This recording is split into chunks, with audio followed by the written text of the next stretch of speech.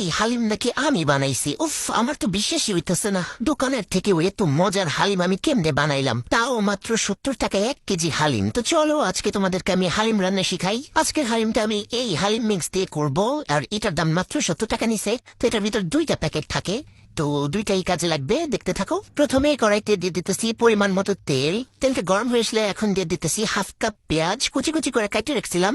এখন পেঁয়াজটাকে একটু ঘুটাই নিয়ে ভেজে নিব।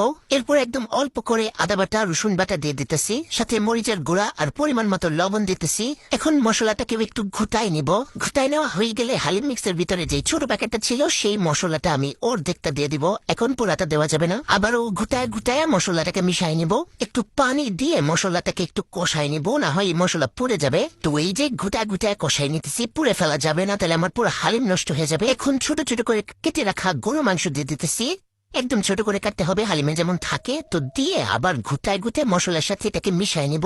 মিশাই নিয়ে মাংসটাকেও ভালোভাবে একদম ভালোভাবে কষাই নিতে হবে। তো এই যে ধৈর্য সহকারে কষাই নিতে হবে, ঘুটায় ঘুটায় কষাই নিতে হবে। তারপর ফুটন্ত গরম পানি এখানে দিয়ে দিব সিদ্ধ হওয়ার জন্য। মাংসটাকে ভালোভাবে সিদ্ধ হওয়ার জন্য পানি দিতেছি, বুঝতে পারছো? তো এই দিক দিয়ে মাংসটা সিদ্ধ হইতে থাকুক, আমি অন্যদিকে অন্য কাজ করি।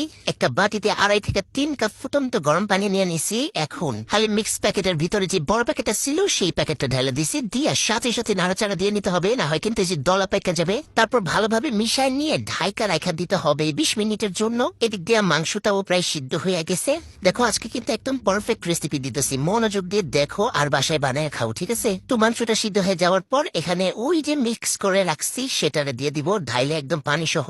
তারপর গামলাটা আবার ধুয়েও একটু পানি দিয়ে দিব। তারপর ঘুটা একটু মিক্স করে নিয়ে এটারে ঢাইকা রান্না করে নিব। চুলার আঁচটা কিন্তু একদম কমায় রাখতে হবে, না হয় যে নিচে দিয়ে লাইকে যাবে আর দলা পাইকে যাবে। কিছুক্ষণ রান্না করার পরে ওই যে একটা মশলা রেখে দিছিলাম সেটা পরোটা দিয়ে দিব এখানে। তারপর মিক্স করে নিব। আস্তে আস্তে এর মধ্যে বুদবুদ ঘন হতে থাকবে, তখন বুঝতে হবে যে এটা প্রায় রান্না হয়ে গেছে। 25 মিনিটের মতো রান্না করলেই হয়ে যাবে। তারপরে যে বাগার দেওয়ার জন্য এখানে পেঁয়াজ রসুন আর মরিচ ভেজে নিয়ে এর মধ্যে দিয়ে দিতেছি। বাগার দেওয়ার পর আরো কিছুক্ষণ রান্না কইরা এর মধ্যে দিয়ে দিব ধনিয়া পাতা। ধনিয়া পাতা ছিল তাই দিয়ে দিচ্ছি, না দিলেও হবে। এত সুন্দর হালিম রাঁধছি, সুন্দর করে সার্ভ না করলে কি হয়? তাই এই যে মাটির হাঁড়িতে আমি ঢাইলে নিলাম আমার সুন্দর হালিমটা। আজকে কিন্তু কোনো পাদ রেসিপি দেই না, আজকে কিন্তু একদম পারফেক্ট রেসিপি দিছি। তো উপর দিয়ে আমি যে পেঁয়াজ বেরেস্তা দিয়ে দিতেছি, তার উপর দিয়ে আবার কাঁচামরিচ ছিটাই দিছি। তার উপর আরো দিয়ে দিলাম শসা, কুচি করে রাখা শসা। 2টা লেবু দিয়ে দিলাম। এই যে লেবুটা চিপড়ায় হালিমটা যখন খাওয়া হবে না, মনে হবে যেন অমৃত খাচ্ছি। কে কে দেখে খেতে ইচ্ছে করছে? বানায় খাও, দোকান থেকে কিনে খাইও না, কারণ এত মাংসও পাবা না আর এত মজাও হবে না। আর 70 টাকায় তুমি খালু ডাকলেও এত হালিম পাবা না। নিম্নে তোমার এখানে 600 টাকা দিতে হবে এতগুলা হালিম যদি কিনতে চাও। তো দরকার কি, বানায় খাও।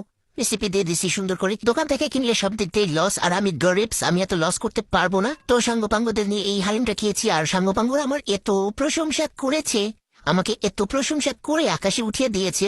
এখন আমি আকাশ থেকে কিভাবে নামবো এটাই ভাবতেছি।